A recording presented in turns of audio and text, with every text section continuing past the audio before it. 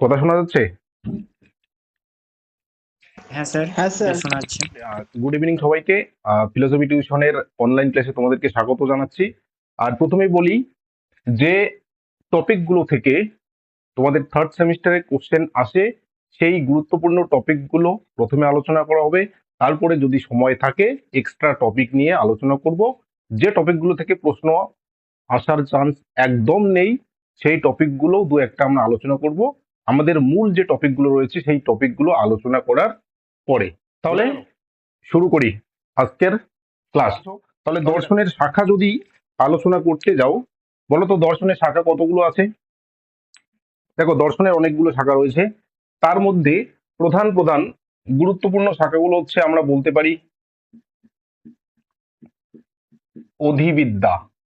অধিবিদ্যা হচ্ছে দর্শনের একটা শাখা। এরপরে আমরা বলতে পারি জ্ঞানবিদ্যা।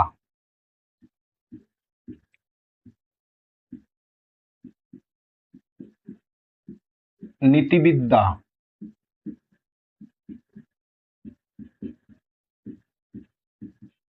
যুক্তিবিদ্যা। এরপরে রয়েছে ধর্ম দর্শন, রাষ্ট্র দর্শন, সমাজ দর্শন, বিভিন্ন শাখা রয়েছে, মনোদর্শন হলো। তারপরে মনোবিদ্যা রয়েছে। তাহলে দর্শনের শাখা কিন্তু অনেকগুলো রয়েছে।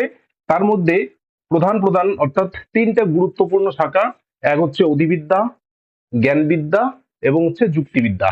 এই যুক্তিবিদ্যাটা তোমরা সেকেন্ড সেমিস্টারে পড়েছো। আমাদের থার্ড সেমিস্টারের ইউনিট ওয়ানে কি পড়তে হবে? ইউনিট ওয়ানে আমাদেরকে পড়তে হবে অধিবিদ্যা, অর্থাৎ দর্শনের এই যে শাখাটা রয়েছে অধিবিদ্যা, এই অধিবিদ্যা নামক যে শাখাটা দর্শনে রয়েছে সেই শাখাকে কিন্তু পড়তে হবে তোমাদের থার্ড সেমিস্টারের ইউনিট ওয়ানে। বোঝা গেল? আচ্ছা, এবার তাহলে প্রশ্ন হচ্ছে যে অধিবিদ্যা কি, তাই তো? দেখো, অধিবিদ্যাকে যদি আমরা ইংরেজিতে ট্রান্সলেট করি তাহলে অধিবিদ্যার ইংরেজি প্রতিশব্দ হচ্ছে মেটাফিজিক্স। তাহলে অধিবিদ্যার ইংরেজি প্রতিশব্দ কি? অধিবিদ্যার ইংরেজি প্রতিশব্দ হচ্ছে মেটাফিজিক্স। এটা হচ্ছে ইংরেজি প্রতিশব্দ।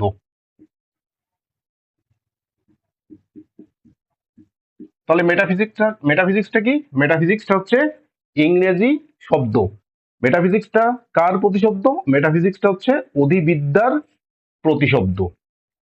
এবার দেখো, এবার এই যে মেটাফিজিক্স শব্দটিকে যদি আমরা বিশ্লেষণ করি তাহলে আমরা দুটো শব্দ পাবো। একটা হচ্ছে মেটা, আর একটা হচ্ছে কা। তাহলে মেটাফিজিক্স এই ইংরেজি শব্দটাকে যদি আমরা বিশ্লেষণ করি তাহলে দুটো শব্দ পাবো, একটা হচ্ছে মেটা আর একটা হচ্ছে ফিজিকা। দেখো, এই দুটো শব্দ কি? এই দুটো শব্দ হচ্ছে গ্রিক শব্দ। বোঝা গেল? তাহলে এই দুটো শব্দ কি? এই দুটো শব্দ হচ্ছে গ্রিক শব্দ। এবার দেখো, মেটা শব্দটার অর্থ কি দাঁড়ায়? মেটা শব্দটার অর্থ দাঁড়ায় হচ্ছে পরে, বা আমরা বলতে পারি অতীত হলো, যেটাকে ইংরেজিতে বলা হচ্ছে বিয়ন্ড। আর ফিজিকা কথাটার অর্থ কি? ফিজিকা কথাটার অর্থ দাঁড়ায়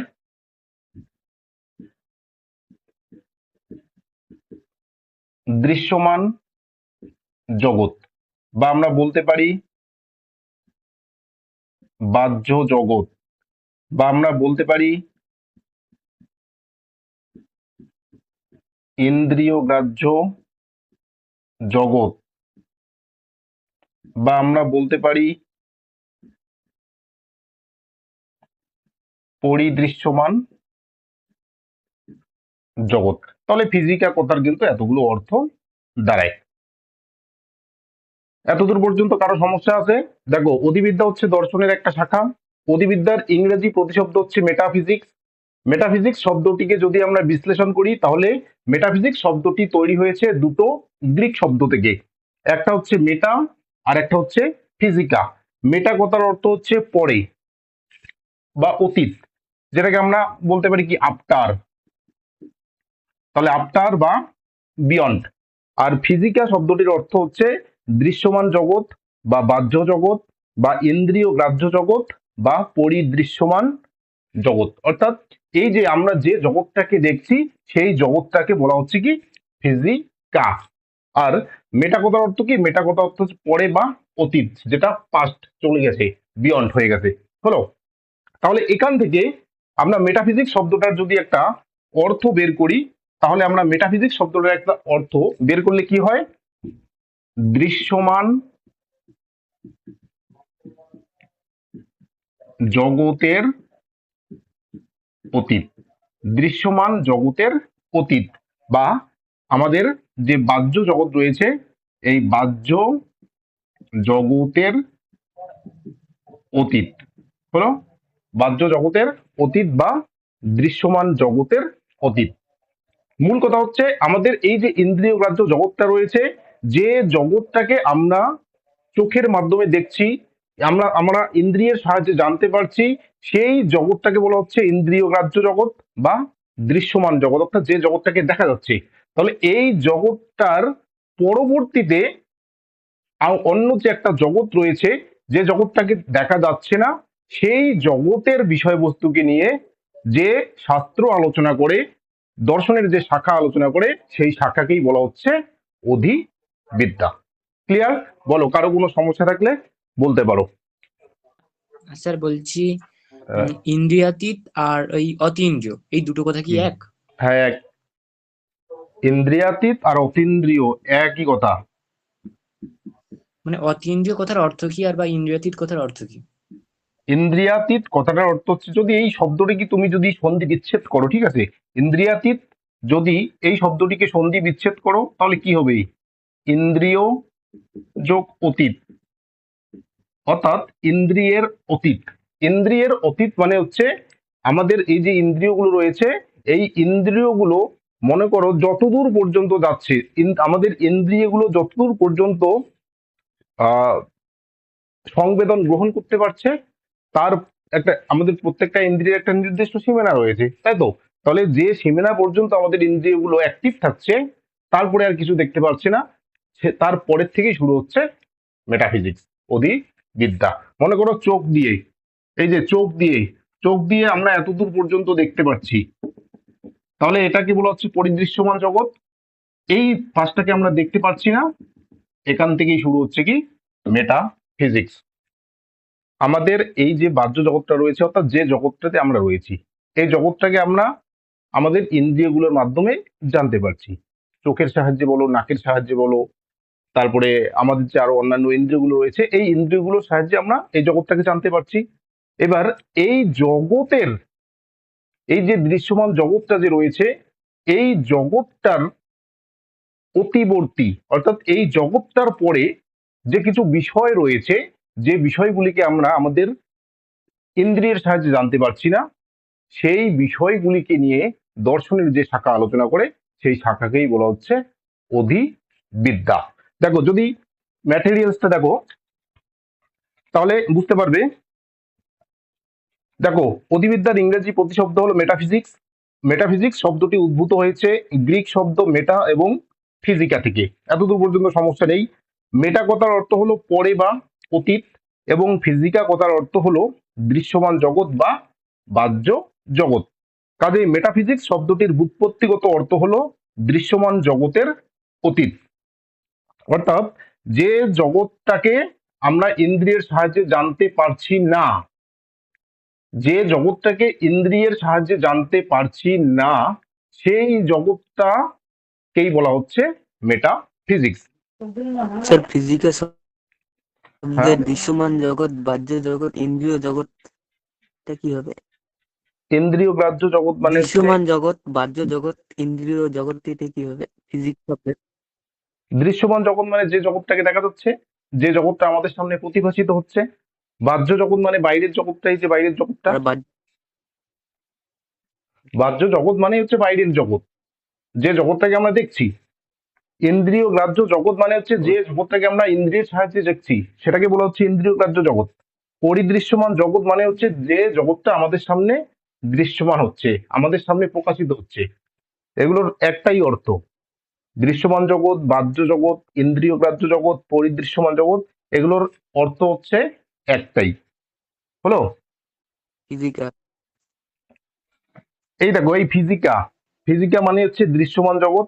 এই দৃশ্যমান জগৎ নিয়ে যখন বিজ্ঞানের কোনো একটা শাখা আলোচনা করে, সেটাকে আমরা বলি ফিজিক্যাল সায়েন্স, ভৌত বিজ্ঞান। হলো?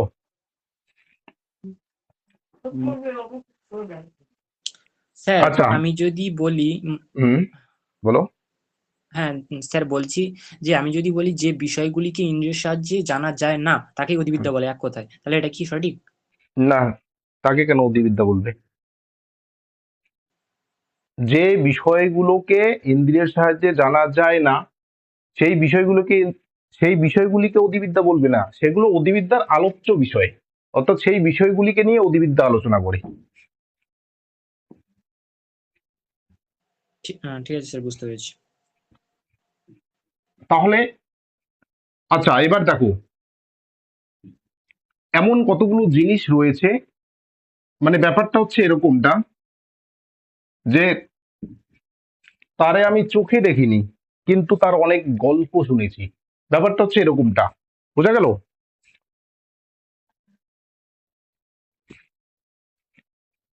তারে আমি চোখে দেখিনি কিন্তু তার অনেক গল্প শুনেছি। তাহলে এমন কতগুলো জিনিস রয়েছে যেগুলিকে আমরা চোখে দেখিনি কিন্তু তাদের অনেক গল্প শুনেছি। যেমন কি? যেমন হচ্ছে ঈশ্বর। কেউ কখনো দেখেছো ঈশ্বরকে? দেখেছো কেউ কখনো ঈশ্বরকে? দেখলে বলবে। এরপরে কি রয়েছে? আত্মা। দেখেছো কখনো? তাহলে ঈশ্বর, আত্মা, দেশ,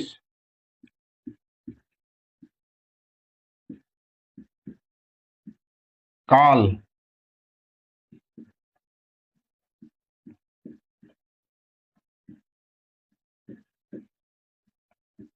কার্যকারণ সম্বন্ধ। আচ্ছা, আমি যে বিষয়গুলো এখানে লিখলাম, এই বিষয়গুলিকে, এই বিষয়গুলোকে বা এই বিষয়গুলির কোনো একটিকে কেউ কখনো দেখেছো? যদি দেখো আমাকে জানাবে। তাহলে দেখো, এই বিষয়গুলিকে কিন্তু আমরা আমাদের কোনো ইন্দ্রিয়ের সাহায্যেই জানতে পারি না, কোনো ইন্দ্রিয়ের সাহায্যে আমরা প্রত্যক্ষ করতে পারি না। বোঝা গেল? তাহলে এই যে কিন্তু এই বিষয়গুলোর একটা আলোচনা কিন্তু হয়। তাহলে এই যে এই বিষয়গুলো অবশ্যই কোনো না কোনো একটা জগতে রয়েছে, তাই তো? আমাদের এই জগতে থাকলে তো আমরা তাকে দেখতে পারতাম।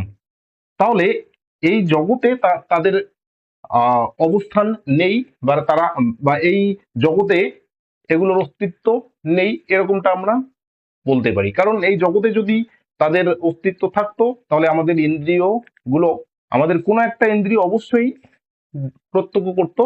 তাহলে আমরা এখন ধরে নিতে পারি যে এই বিষয়গুলো আমাদের, এই যে দৃশ্যমান জগৎটা রয়েছে এখানে এরা অবস্থিত নয়। তাহলে এরা কোনো না কোনো একটা জগতে অবস্থিত, তাই তো? তাহলে যে জগতে অবস্থিত, মনে করো এই জগতে এই বিষয়গুলো অবস্থিত, তাহলে এই যে জগৎটা, এই জগৎটাকেই বলা হচ্ছে কি, এই জগৎটাকেই বলা হচ্ছে অধিবিদ্যা, যেটা আমাদের ইন্দ্রিয়ের অতীত। অর্থাৎ যে জগৎটাকে আমরা ইন্দ্রিয়ের ইন্দ্রিয়ের সাহায্যে সরাসরি জানতে পারছি না, বা সরাসরি যে জগৎটাকে আমরা প্রত্যক্ষ করতে পারছি না, সেই জগৎটাকেই বলা হচ্ছে অধিবিদ্যা। সেটাই আলোচনা করছে হচ্ছে দর্শনের যে শাখাটা, সেটাকেই বলা হচ্ছে অধিবিদ্যা। তাহলে দেখো, ঈশ্বর, আত্মা, দেশ, কাল, কার্যকরণ, সম্পর্ক, এগুলোকে সরাসরি আমাদের কোনো ইন্দ্রিয়েই প্রত্যক্ষ করতে পারে না। আর এই বিষয়গুলিকে বলা হচ্ছে পরম তত্ত্ব। এই বিষয়গুলিকে বলা হচ্ছে কি? এই বিষয়গুলিকে বলা হচ্ছে পরম তত্ত্ব। পরম তত্ত্ব কেন বলা হচ্ছে? এগুলোকে যদি কেউ সঠিকভাবে জানতে পারে তাহলে কিন্তু তার আর বাদবাকি কোনো কিছু জানার প্রয়োজন পড়ে না। এর জন্য এই বিষয়গুলিকে বলা হচ্ছে পরম তত্ত্ব। যেমন আমরা যদি উম, যেমন ভারতীয় দর্শনে 4 ধরনের পুরুষার্থকে স্বীকার করা হয়, তার মধ্যে সর্বশ্রেষ্ঠ পুরুষার্থ হচ্ছে মোক্ষ। তাহলে কেউ যদি মোক্ষ লাভ করে তাহলে কিন্তু বাদবাকি পুরুষার্থগুলো তার লাভ না করলেও হয়। ঠিক একইভাবে একজন ব্যক্তি যদি এই বিষয়গুলিকে জানতে পারে, তাহলে এই জগতের যে অন্যান্য বিষয় রয়েছে সেগুলোকে কিন্তু না জানলেও হয়। এই জন্য এই বিষয়গুলিকে বলা হয় কি, এই বিষয়গুলিকে বলা হচ্ছে পরম তত্ত্ব, বা এই বিষয়গুলি হচ্ছে অধিবিদ্যার জগতে চরম সত্য। এতদূর পর্যন্ত ক্লিয়ার?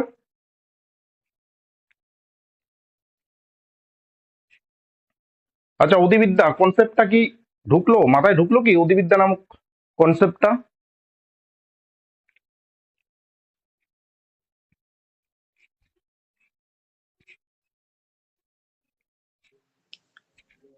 স্যার বলছি অধিবিদ্যার সংজ্ঞাটা আরেকবার বলুন।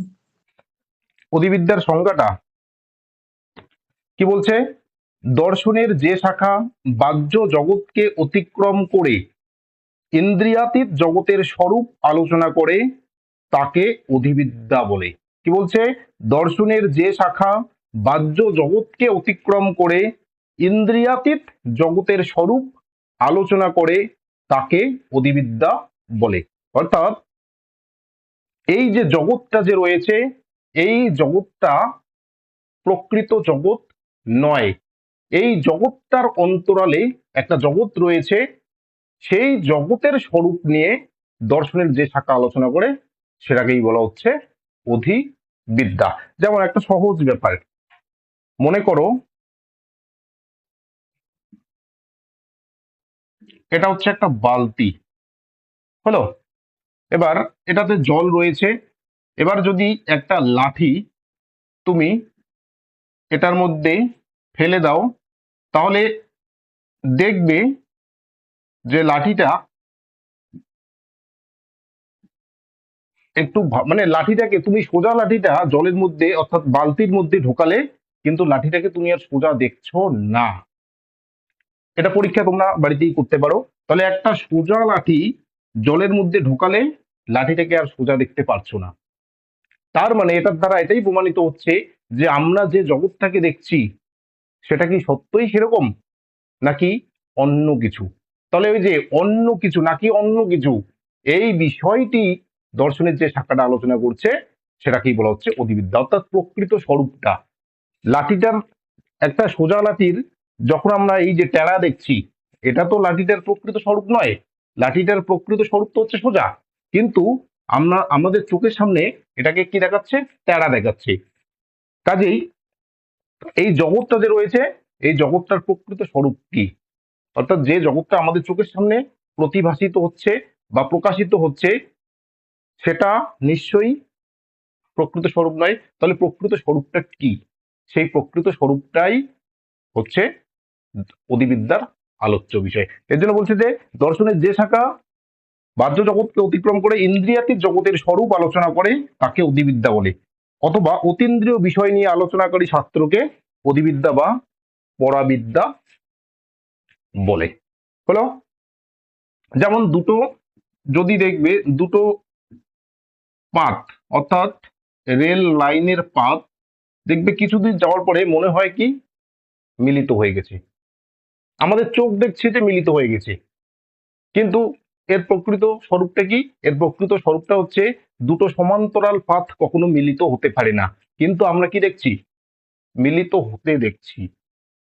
তো এখানেই প্রশ্নটা, যে আমরা যে জগৎটাকে দেখছি এই জগৎটার কি এটাই আসল রূপ, এটাই কি প্রকৃত রূপ, নাকি যাকে আমরা দেখতে পাচ্ছি না এই জগৎটার প্রকৃত রূপ সেখানেই লুকিয়ে আছে। তো সেটা নিয়েই যে আলোচনা করে অধিবিদ্যা। ক্লিয়ার? কারো কোনো সমস্যা থাকলে বলো। না স্যার, আর সমস্যা নেই। আচ্ছা, এবার দেখো এখানে কয়েকটা জিনিস মনে রাখতে হবে। অ্যারিস্টটল অধিবিদ্যাকে ফার্স্ট ফিলোসফি বা প্রথম দর্শন বলেছেন। তাহলে অধিবিদ্যাকে ফার্স্ট ফিলোসফি বা প্রথম দর্শন কে বলেছেন? অ্যারিস্টটল। অধিবিদ্যার আলোচ্য বিষয় হলো পরম তত্ত্ব। তাহলে অধিবিদ্যার আলোচ্য বিষয় কি? পরম তত্ত্ব। পরম তত্ত্ব কাকে বলা হচ্ছে? পরম তত্ত্ব বলা হচ্ছে ঈশ্বর, আত্মা, কার্যকরণ সম্পর্ক, দ্রব্য, এই সমস্ত বিষয়কে বলা হচ্ছে পরম তত্ত্ব। এরপরে দেখো প্লেটো, অ্যারিস্টটল, হেগেল প্রমুখ দার্শনিকের মতে দর্শন ও অধিবিদ্যা অভিন্ন। তাহলে দর্শন ও অধিবিদ্যা অভিন্ন। অভিন্ন মানে হচ্ছে একই। তাহলে দর্শন এবং অধিবিদ্যা একই, মানে দর্শন যা আলোচনা করে অধিবিদ্যাও তাই আলোচনা করে। এর জন্য দর্শন এবং অধিবিদ্যাকে অভিন্ন বলেছেন। কে বলেছেন? এগুলো মনে রাখবে। Plato, Aristotle, Hegel. Plato, Aristotle, Hegel. তাহলে দর্শন এবং অধিবিদ্যাকে অভিন্ন বলেছেন প্লেটো, অ্যারিস্টটল, হেগেল। এবার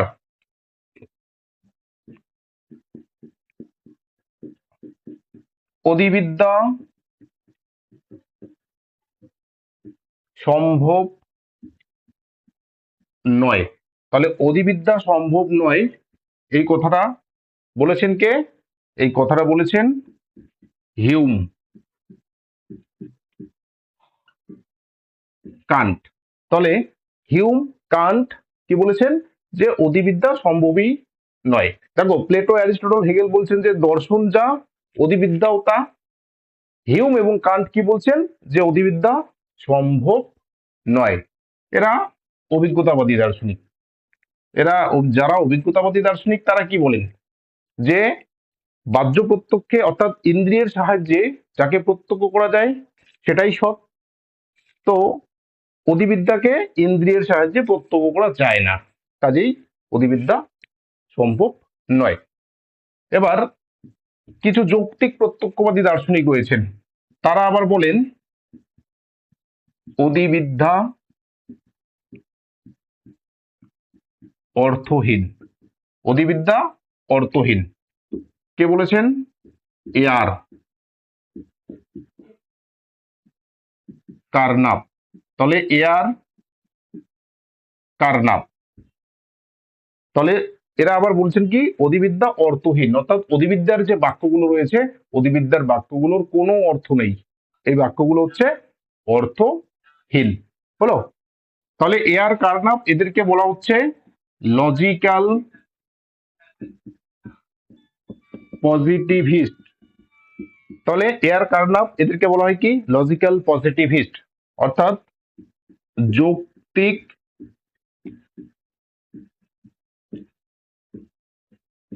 প্রত্যক্ষবাদী দার্শনিক। তাহলে এই হচ্ছে সংক্ষেপে অধিবিদ্যার একটা সংক্ষেপিত আলোচনা, অধিবিদ্যা সম্পর্কিত সংক্ষেপিত আলোচনা।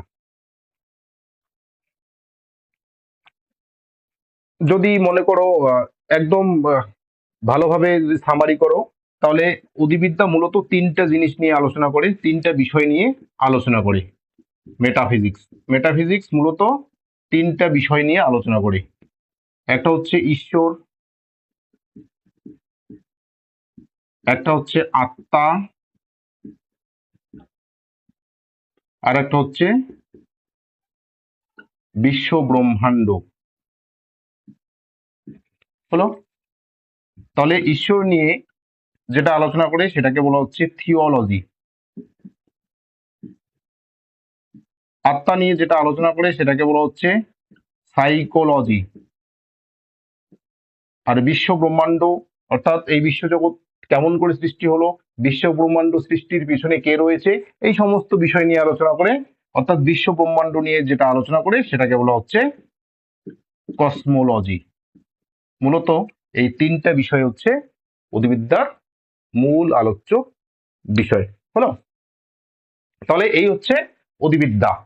তাহলে দেখো, প্রথমেই বলি এতদূর পর্যন্ত যা আলোচনা করা হলো এখান থেকে প্রশ্ন কিন্তু আশা করা যায় একটাও প্রশ্ন আসবে না, কিন্তু বিষয়গুলোকে আমরা জেনে নিলাম। হয়তো এটা শুনতে খারাপ লাগছে যে তাহলে এতক্ষণ থেকে আলোচনা করা হলো কেন, যেহেতু একটা প্রশ্ন আসবে না। ব্যাপারটা সেরকমটা নয়, মানে 100% আসবে না এটা আমি বলছি না, ধরো এখান থেকে 95% কোনো কোশ্চেন আসবে না, কিন্তু ওই যে 5% রয়েছে, ওই 5%-এর জন্য আমরা মূল মূল বিষয়গুলিকে জেনে নিলাম। জানতে তো অসুবিধে নেই, আমাদের হাতে তো সময় রয়েছে। হলো?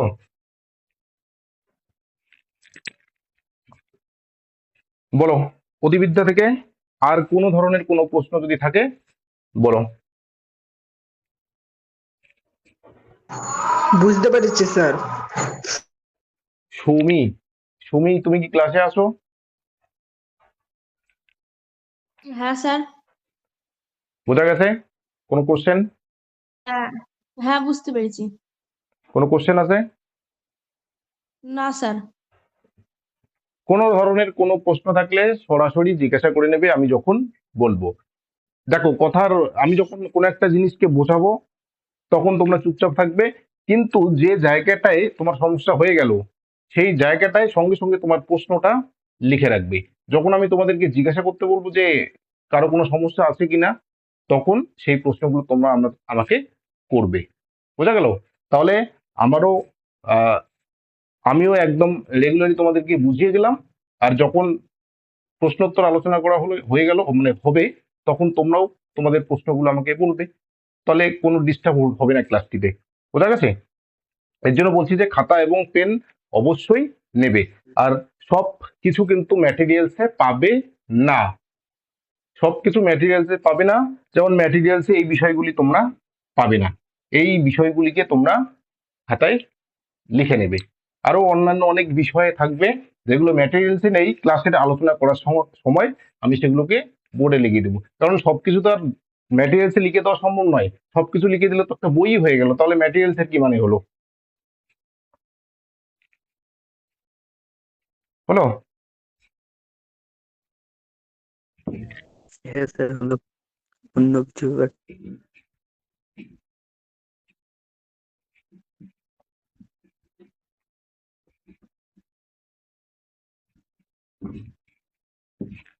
এবার দেখো, স্যার অধিবিদ্যা শেষ? অধিবিদ্যার প্রাথমিক যে ধারণা সেটা আমরা শেষ করলাম। অর্থাৎ অধিবিদ্যা কি, হ্যালো। দেখো ফার্স্ট সেমিস্টারে তোমরা পড়েছো, প্রথম সেমিস্টার ইউনিট 2-তে তোমাদের ছিল দর্শনের বিভিন্ন শাখা, ঠিক আছে? সেখানে অধিবিদ্যা হালকা 2 লাইনের পড়েছিল, মানে দু লাইনে তোমরা পড়েছিলে। আমি আজকে একটু বিস্তারিত তোমাদেরকে বললাম। তাহলে এবার দেখো, অধিবিদ্যার অনেকগুলো আলোচ্য বিষয় রয়েছে, অনেকগুলো কি আলোচ্য বিষয় রয়েছে। সেই অনেকগুলো আলোচ্য বিষয়ের মধ্যে একটা বিষয় হচ্ছে দ্রব্য। একটা বিষয় কি? দ্রব্য। এটা হচ্ছে আমাদের প্রথম অধ্যায়, তোমাদের থার্ড সেমিস্টারের প্রথম অধ্যায় হচ্ছে দ্রব্য। দ্রব্যটা কার আলোচ্য বিষয়? অধিবিদ্যার আলোচ্য বিষয়। কেন আলোচ্য বিষয়? কারণ দ্রব্যকে তো আমরা চোখের সাহায্যে দেখতেই পাই না, এর জন্য এটা অধিবিদ্যার আলোচ্য বিষয়। তাহলে দেখো, এবার দ্রব্য শব্দটিকে যদি আমরা ইংরেজিতে প্রকাশ করি তাহলে হবে কি? সাবস্টান্স। ইংরেজিতে যদি প্রকাশ করি তাহলে হবে কি? সাবস্টান্স। এই সাবস্টান্স শব্দটি কোথা থেকে এসেছে? সাব এবং স্টান্স থেকে। তাহলে সাব এবং স্টান্স এই দুটো শব্দ থেকে সাবস্টান্স শব্দটি তৈরি হলো। সাবস্টান্স শব্দটির বাংলা প্রতিশব্দ হচ্ছে দ্রব্য। সাব কথার অর্থ কি? সাব কথার অর্থ সাবজেক্ট নয়, কিন্তু ওই ইংরেজি সাব মানে সাবজেক্ট নয়। তাহলে সাব কথার অর্থ হচ্ছে নিচে, আর স্টান্স কথাটার অর্থ হচ্ছে দণ্ডায়মান। হলো? তাহলে নিচে বা নিম্নে বলতে পারি। তাহলে দেখো, সাব এবং স্টান্স এই দুটো শব্দ মিলে তৈরি হলো সাবস্টান্স। সাবস্টান্স শব্দটি মিলে মানে সাবস্টান্স কথাটির বাংলা প্রতিশব্দ হচ্ছে দ্রব্য। সাব কথার অর্থ কি? সাব কথার অর্থ হচ্ছে নিচে বা নিম্নে, আর স্টান্স কথাটার অর্থ হচ্ছে দণ্ডায়মান, বা আমরা বলতে পারি অন্তরালে, অন্তরালে। তাহলে এবার তাহলে সাবস্টান্স শব্দটির অর্থ কি দাঁড়াচ্ছে? সাবস্টান্স শব্দটির অর্থ দাঁড়াচ্ছে হচ্ছে নিম্নে দণ্ডায়মান। নিম্নে দণ্ডায়মান এই কথাটার মানে কি? এই কথাটার মানে আমরা বিভিন্ন ভাবে বলতে পারি।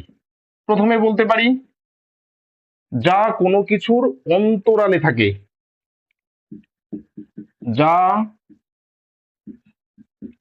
কোনো কিছুর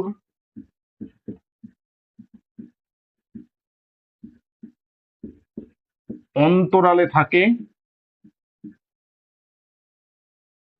দ্বিতীয়ত আমরা বলতে পারি যা কোনো কিছুকে ধরে রাখে,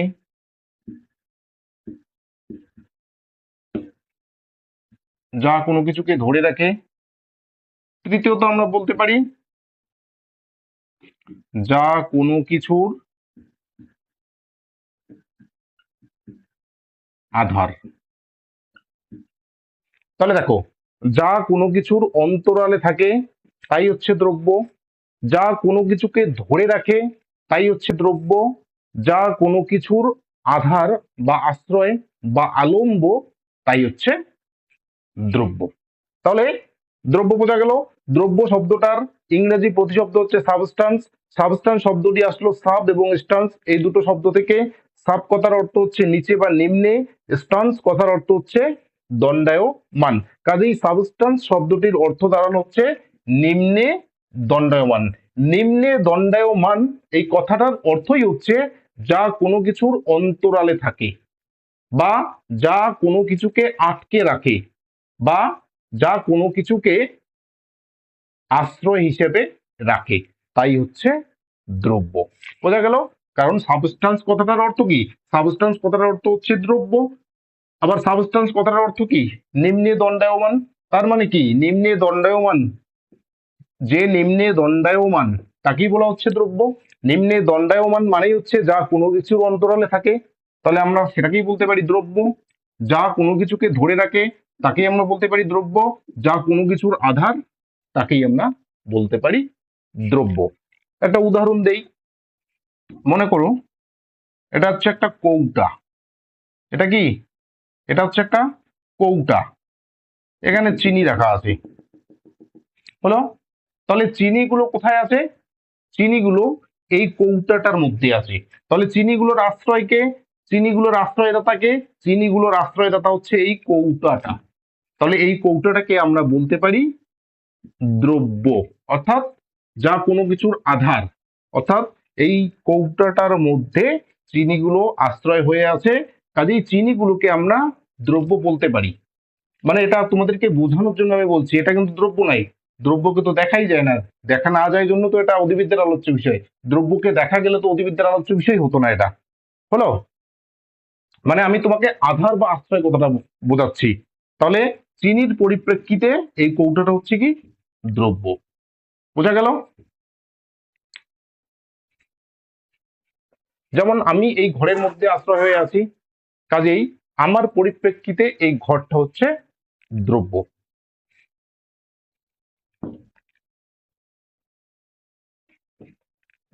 এবার দেখো, এই যে চিনির যে কৌটাটা রয়েছে, অনেকে বলবে চিনির কৌটাটাকে, চিনির কৌটা বলে তো কাউকে আমি দেখতে পাচ্ছি না। চিনির কৌটাটার রং যদি সাদা হয়, কেউ বলবে আমি সাদা নামক রংটা দেখছি, কৌটা বলে তো কোনো কিছুকে দেখতে পাচ্ছি না।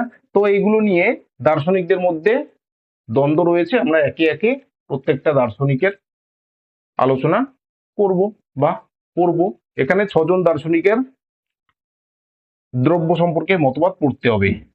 বুদ্ধিবাদী দার্শনিক পড়তে হবে ডেকার্ত, স্পিনোজা, লাইবনিজ। আর অভিজ্ঞতাবাদী দার্শনিক পড়তে হবে লক,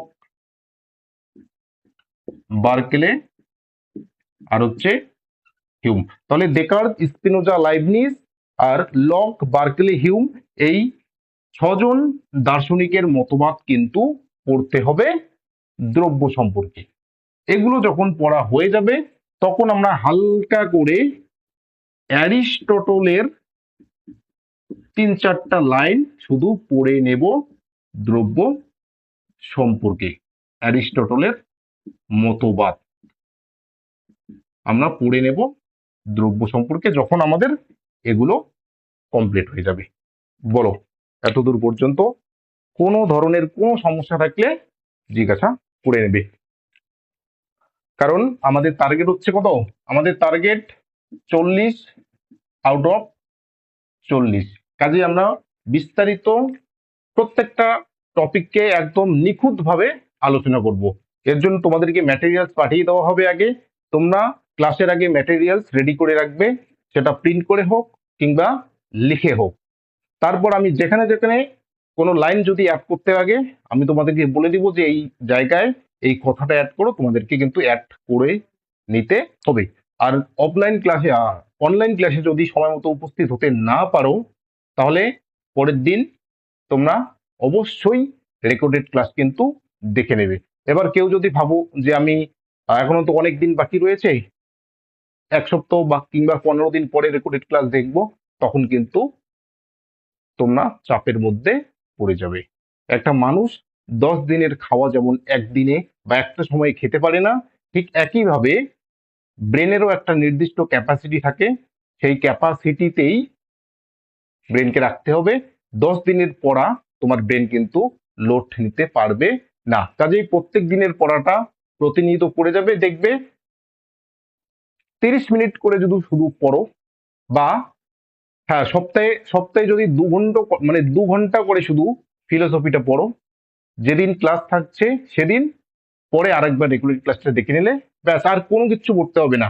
পরীক্ষার হলে গিয়ে সব দেখবে যে সব তুমি জানো। কিন্তু ক্লাস যদি ঠিকঠাক ভাবে না করো তাহলে জানা কোশ্চেনটাও পরীক্ষার হলে গিয়ে কিন্তু অজানাই মনে হবে। হলো?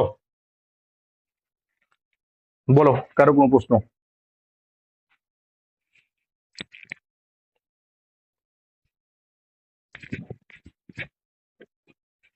স্যার বলছি, স্যার বলো। লক, বার্কলে, হিউম এটা কোনবাদী দার্শনিক বললেন? এটা অভিজ্ঞতাবাদী দার্শনিক। লক, বার্কলে, হিউম এদেরকে বলা হচ্ছে এম্পেরিসিজম, আর এদেরকে বলা হচ্ছে রেশনালিজম। হলো? আর ওকে স্যার। আর একজন দার্শনিক রয়েছে কান্ট, একে বলা হচ্ছে ক্রিটিসিজম, বিচারবাদী দার্শনিক। দেখো বুদ্ধিবাদী দার্শনিক রেশনালিজম বা বুদ্ধিবাদী দার্শনিকদের মূল বক্তব্য একটাই, যথার্থ জ্ঞান লাভ হয় বুদ্ধির সাহায্যে। বুদ্ধি ছাড়া যথার্থ জ্ঞান কোনোভাবেই লাভ করা যায় না।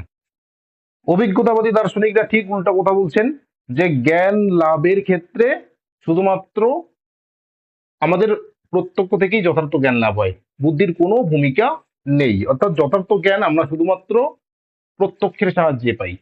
সেই প্রত্যক্ষটা বাহ্য প্রত্যক্ষ হতে পারে, অন্তঃপ্রত্যক্ষ হতে পারে। কান্ট পরবর্তীতে বললেন যে না, যথার্থ জ্ঞান লাভ করতে গেলে বুদ্ধি এবং অভিজ্ঞতা দুটোরই প্রয়োজন রয়েছে। তিনি বুদ্ধি এবং অভিজ্ঞতাকে মিক্সচার করে ফেললেন। এর জন্য কান্টকে বলা হচ্ছে বিচারবাদী দার্শনিক। হলো? এগুলো তোমরা ফার্স্ট সেমিস্টারে পড়েছো। হ্যাঁ, বাকিদের কোনো প্রশ্ন থাকলে বলো।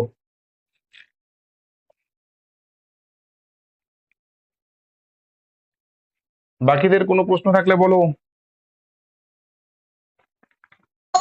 না স্যার, সেরকম ভাবে কোনো প্রশ্ন নেই।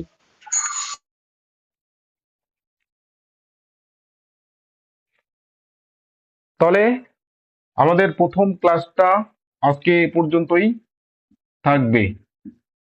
যদিও এই ক্লাসটা তোমরা আগেই পেয়ে গেছো, অর্থাৎ গত সেমিস্টারে যা করানো হয়েছে সেটা তোমরা দেখে নিয়েছো, তবুও হয়তো সেখানে কোনো কিছু মিসিং ছিল, যেটা এই ক্লাসে তোমাদেরকে করিয়ে দেওয়া হলো। আর এখান থেকে তোমাদের ম্যাটেরিয়ালসে যা যা রয়েছে সেই বিষয়গুলো একটু ধ্যান রাখবে, বাদ বাকি কোনো কিছুই পড়তে হবে না। এবার অনেকে বইয়ের কথা বলছো, দেখো বই পড়া তো ভালো, খুবই ভালো, হ্যাঁ, তবে বই যদি তোমরা নিতে চাও তাহলে তোমরা যে কোনো রাইটারের বই নিতে পারো, ঠিক আছে। ইন্দ্রজিৎ পাবলিকেশনের বইটা নিতে পারো, রায় মার্টিনের বইটা নিতে পারো। আমি কোনো বিশেষ রাইটারকে প্রেফার করব না, এই কারণেই প্রেফার করব না কারণ আহ, গত সেমিস্টারে আমি দেখছিলাম যে সেগুলো বইয়ে কিছু কিছু জায়গায় অনেক ভুল ভ্রান্তি ছিল। এবছর কি করেছে আমি জানি না, ঠিক আছে।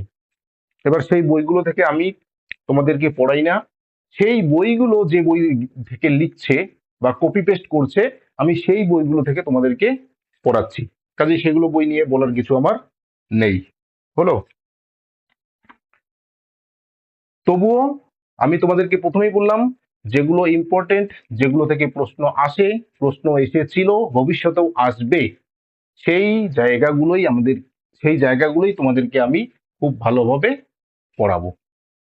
বইয়ে দেখবে অনেক ধরনের বিচিত্র ধরনের কোশ্চেন পাবে, অদ্ভুত টাইপের কোশ্চেন পাবে, যেগুলো কখনোই কোনোদিনও আসবে না। এই ধরনের প্রশ্ন কিন্তু তোমরা বইয়ে পাবে, তো সেগুলো থেকে কিন্তু একটু সাবধান থাকতে হবে, হলো। তাহলে ঠিক আছে, আজকের ক্লাসটা এখানেই রাখছি। আজকের ক্লাসের পরে আমি তোমাদেরকে পরবর্তী ক্লাসের ম্যাটেরিয়ালস পাঠিয়ে দেব, সেই হিসেবে তোমাদেরকে কিন্তু ক্লাস করতে হবে, ক্লাসে অ্যাটেন্ড থাকতে হবে, ম্যাটেরিয়াল সঙ্গে রাখতে হবে, ঠিক আছে। স্যার কালকের কি আমরা মানে রেকর্ডেড ক্লাসটা পেয়ে যাব? হ্যাঁ, রেকর্ডেড ক্লাস কালকে পেয়ে যাবে, আর পরবর্তী ক্লাসের ম্যাটেরিয়ালস আমি তোমাদেরকে মোটামুটি 1 ঘন্টা পরে পাঠিয়ে দিচ্ছি, হলো। 1 ঘন্টা পরে। হুম, ঠিক আছে। তো ঠিক আছে, ক্লাসটা রাখলাম।